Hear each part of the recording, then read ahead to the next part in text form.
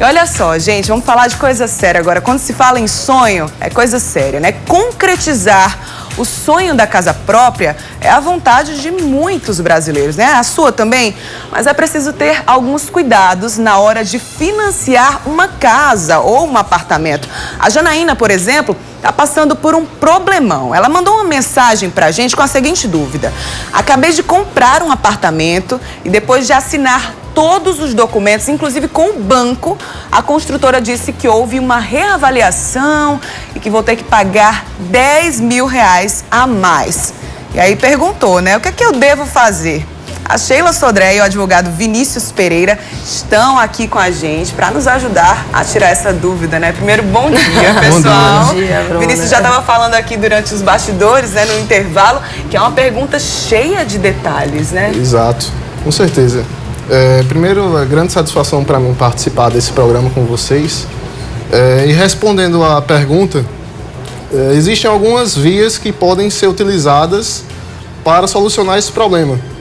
A primeira via seria, por exemplo, no caso da verificação no contrato se existe alguma estipulação de multa, porque isso seria um descumprimento do contrato pela outra parte, que seria a empresa. Se houvesse alguma multa, poderia pedir que esse contrato fosse desfeito, a rescisão contratual, né? E a indenização por danos morais. Algumas pessoas fazem também, inclusive, muitas vezes por orientações já através de advogado, que espere esse nome ser negativado. Né? Porque está sendo cobrado uma taxa, um valor indevidamente, e muitas vezes essas empresas já incluem o nome no SPC, no Serasa, e você espera esse nome ser incluído no SPC do Serasa para gerar o dano moral. Você recebeu uma indenização por danos morais. Entendi. Vamos para mais uma pergunta? Vamos lá, porque hoje tem vamos bastante dar uma explorada quando nele. fala em sonho de casa própria, né, minha gente? Com certeza. A Vânia de Itabaiana disse que comprou uma casa, mas desde que comprou sofre com a fossa. Ela procurou a Caixa e a construtora, mas ninguém resolve nada. E aí, o que ela deve fazer nesse caso? Existe uma garantia quando você compra um imóvel de que vai estar tudo certo com relação a saneamento básico? Como é que isso acontece? Olha, Bruna, eu não estou em condições nenhuma, nem da garganta, e eu já vinha conversando isso com o doutor Vinícius, exatamente essa questão. Quando você vai comprar um imóvel, né, e ele é financiado por qualquer, ou por um banco, ou a própria construtora, eles têm que fazer uma vistoria para saber se foi tudo entregue. Né? Então, mas a grande questão é, se eu não tiver essa documentação, doutor Vinícius, dessa vistoria, como provar esse vício? Então, a empresa tem que entregar o produto, o serviço, o bem em perfeito estado. Né? E quando ocorre um problema desse que não está de acordo com o que está estipulado em contrato, o que acontece? Nós podemos ajuizar uma ação perante a justiça para conseguir que a empresa ajuste esse defeito do imóvel. Né? E quanto à documentação, o consumidor ele é sempre a parte mais vulnerável nessas relações de consumo. Então, sempre quem tem o ônus, quem tem que provar todas as coisas é a empresa e não o consumidor. De antemão, a gente já alerta o consumidor que todo tipo de documento, todo negócio que você for fazer, junte o documento, guarde numa pastinha que você não sabe até quando vai precisar, até porque seguro tem uma longevidade. Você não está comprando, não é só uma geladeira, não. Você está comprando um imóvel para durar. E tem os vícios que estão ocultos ali. Que não dá, né? Vamos para mais uma pergunta, agora da Franci, de Campina Grande. Ela disse assim: eu gostaria de perguntar à advogada o porquê cabe ao comprador pagar a evolução de obra de imóveis comprado na planta, se esse valor não é abatido do saldo devedor. E já agradeceu. Isso é o quê? Alguma taxa, alguma coisa? Eu não conhecia essa evolução. Eu não conhecia essa taxa. Exatamente, porque assim, as taxas, qualquer taxa dela deve estar estabelecida no contrato. Todas as taxas precisam estar discriminadas lá. Exatamente. O que acontece normalmente quando você vai comprar um imóvel em construção são os planos que você faz. Eu estou comprando na planta, então eu pago uma média de 30% ao longo da obra, e quando eu recebo, aí eu tenho que, os outros 70% eu teria que financiar, ou direto pela construtora, ou pelo banco. E eu acho que esse valor da evolução, enquanto ela está pagando, tem que abater sim.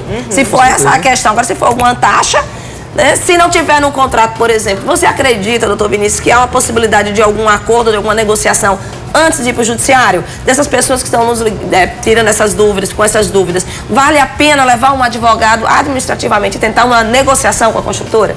Olha, Sheila, vale a pena você utilizar dos meios extrajudiciais. Utilizar o mínimo possível do judiciário, por já ter muitas ações, muitos processos caminhando pelo judiciário. Isso causa uma certa demora para seu processo ser julgado. Por vezes 3, 4, 5 anos. Então é sempre bom atuar preventivamente. E quanto à questão dessa taxa, eu entendo ser abusiva, porque eu jamais ouvi falar nesse tipo de taxa. E quanto a isso, o Código de Defesa do Consumidor prevê que toda taxa, toda cobrança abusiva deve ser restituída ao consumidor em dobro. Olha aí. Agora, Bruno, até eu tenho certeza que essa deve ser uma dúvida de nossos telespectadores, que eu preciso, por conta do tempo, que Vinícius responda.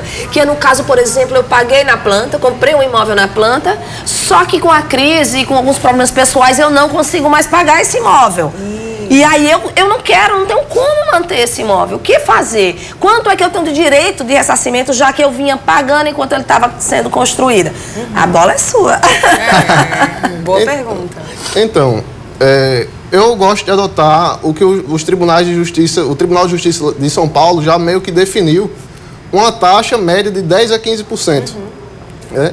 Essas taxas são questões administrativas que a empresa gasta com custeio para documentação, enfim. Mas fora esse valor de 10% a 15%, todo o valor deve ser restituído ao consumidor. É possível que o consumidor possa desistir desse contrato. E sempre é bom verificar quais são as cláusulas de multa previstas no contrato. Às vezes a taxa vem até menor. Verificar se a taxa está acima desse padrão. Isso é bem importante. Vamos para a próxima pergunta? Vamos lá. Meu irmão comprou um apartamento no leilão da Caixa há mais de 3 anos e até hoje não recebeu porque o ex-dono se nega a sair. E a Caixa nem resolve e nem devolve o dinheiro. O caso está na justiça. O que é que deve fazer nesse caso? O irmão da Solange dos bancários, o que é que se deve fazer? Então, é possível uma medida judicial para que ele entregue o imóvel e utilizar, inclusive, da força policial, se for necessário, diante essa, digamos assim, violência, de não querer sair, de não querer deixar o imóvel que já foi vendido, pode utilizar, inclusive, da força policial. Doutor Vinícius, mas uma informação que ela deu ali é que o processo já está na justiça, então você já tem um advogado constituído. Então, o que eu acho que normalmente falta é o cliente dos colegas advogados, é realmente ir até o advogado e tirar todas as dúvidas. Gente, advogado não morde. Você tem que perguntar tudo o que você está sentindo de dúvida. Você passa a vida toda entrevistando advogados. Então, assim, eu gosto de conversar. Então, se você tem uma dúvida do seu processo, ele já tem um advogado constituído, pergunte tudo. Não tenha vergonha de conversar com o advogado que você constituiu, até porque é uma relação de confiança.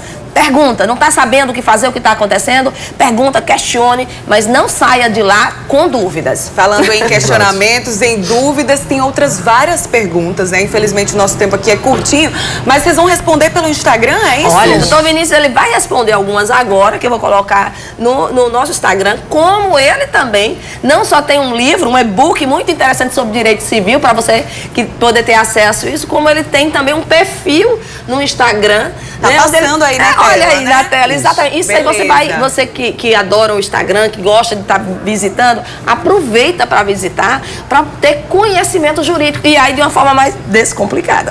Isso. Ok, doutor Vinícius, Sheila, muito obrigada mais uma vez, obrigado também pelos esclarecimentos, tirou com certeza muitas dúvidas de todo mundo aí, viu? Inclusive, eu estou disposto a responder as perguntas que está lá no meu perfil, no Instagram, @processo civil descomplicado. Eu já coloquei lá o setor de perguntas. Só a pessoa perguntar que eu respondo imediatamente. Beleza. Agora a gente dá mais uma pausa aqui no Mulher Demais. Na volta você fica muito